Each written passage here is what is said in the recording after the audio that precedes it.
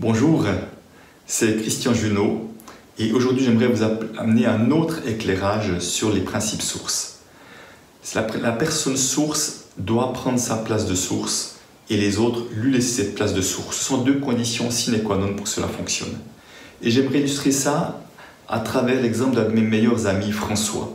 François est un coach qui est plein d'idées et qui fait quelque chose pour matérialiser ses idées, donc il est vraiment une personne source très clairement reconnue. Et lors d'un atelier, il prend conscience d'une chose, c'est que chaque fois qu'il initie un projet, il s'entoure de personnes et pour ne pas prendre trop de place, il prend du recul sur le projet-là pour laisser la place aux autres. Et systématiquement, alors que les idées sont trouvées brillantes par chacun, les projets partent en déliquescence et ne prennent pas forme, ne survivent pas longtemps. Alors que ce ne sont pas les idées qui sont en question.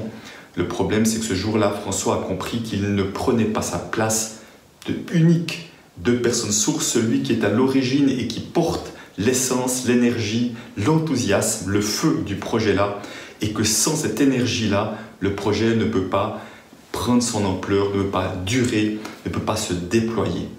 Ce jour-là, François a compris qu'il avait à changer son positionnement. Il avait bien sûr à travailler sur pourquoi c'était si difficile pour lui de prendre cette place-là. Et cette place-là lui revenait de manière simple et naturelle parce qu'elle était indispensable au service du projet.